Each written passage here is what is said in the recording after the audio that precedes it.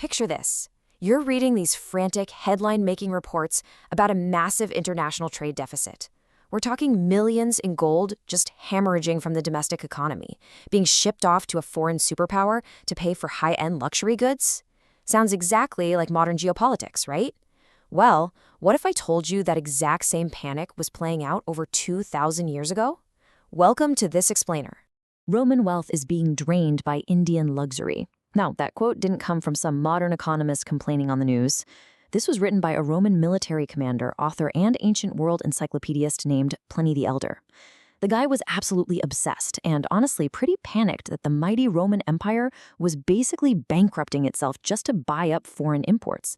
But here is the ultimate paradox, the thing that makes this whole story so fascinating. Pliny wrote volumes upon volumes, detailing the rivers, the goods, and the sheer mind-boggling wealth of India.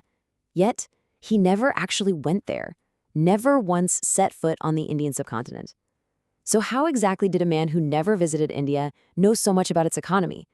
And why in the world are modern historians still relying on his words today? Let's dive in and find out. Section 1. An Introduction to Pliny the Elder.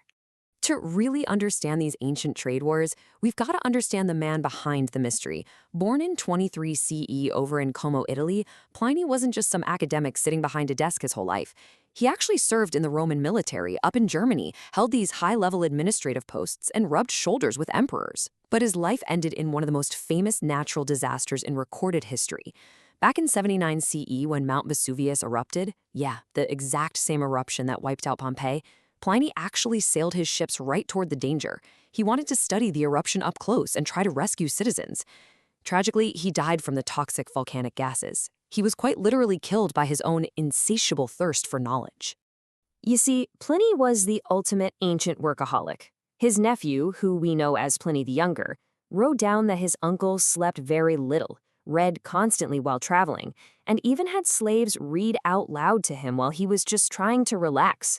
He was always taking notes. Basically, every single spare second of his life was dedicated to gathering information.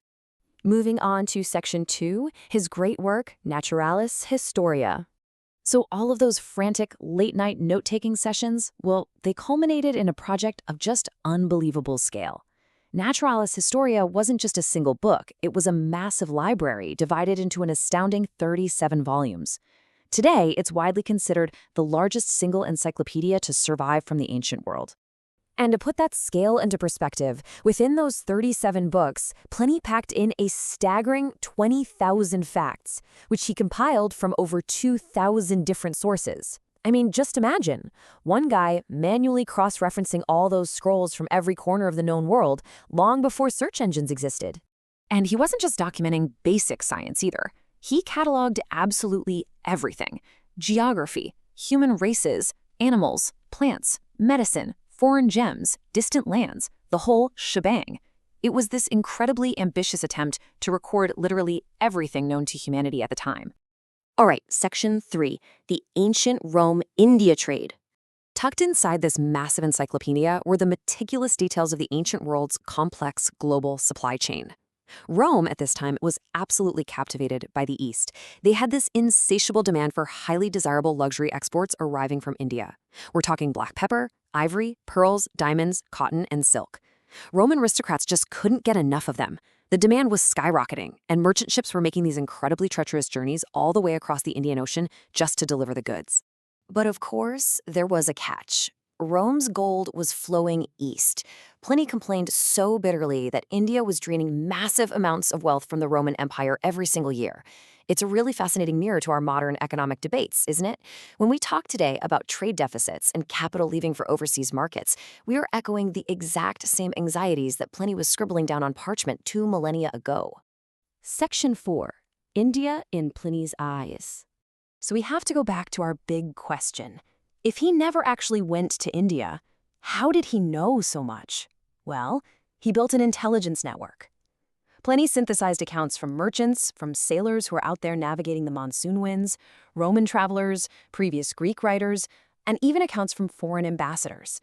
He essentially debriefed the ancient world's entire global workforce to build his massive database. And this brilliantly illustrates the fascinating duality of Pliny's work. On the one hand, he documented incredibly factual geography, like he nailed the locations of the Ganges and Indus rivers, and he detailed the maritime trade routes with astonishing precision. But on the other hand, well, he was highly gullible. He included these wild, completely mythical tales of strange tribes and unusual magical creatures roaming around the Indian subcontinent. He recorded the raw, highly accurate data of seasoned sailors right alongside the imaginative folklore of ancient myths. Which brings us to Section 5, Significance, Limitations, and our conclusion. This strange, kind of chaotic mix of hard data and wild fiction leaves modern researchers with a real puzzle to solve. We constantly have to weigh its immense historical value because it provides undeniable proof of an advanced international trade network, hard economic data on that gold drain, and vital details on ancient maritime routes, against its severe limitations. After all, he never visited India, he relied completely on secondhand information, and he totally failed to filter out the exaggerated myths. So historians today have to act like detectives, carefully extracting the economic truth from the ancient exaggerations. Fortunately for us, Pliny isn't our only puzzle piece. He stands alongside other major foreign ancient writers, guys like Megasthenes, Ptolemy, Strabo, and Arrian. By cross-referencing Pliny's natural history with these other historical accounts, researchers can piece together a remarkably clear, reliable picture of ancient India's immense wealth and its profound global economic impact. Which leaves us with a final provocative question to chew on.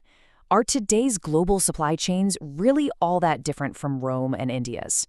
Sure, today we're trading microchips instead of ivory, and we use massive cargo planes instead of wooden sailing ships, but the fundamental force is at play. The intense demand for foreign luxuries, the flow of capital across borders, and those deep, deep anxieties over trade deficits, they have remained virtually unchanged for 2,000 years. Pliny the Elder really showed us that the world has been incredibly connected for a very, very long time. Thank you so much for joining me for this explainer. Until next time, keep exploring the roots of our modern world.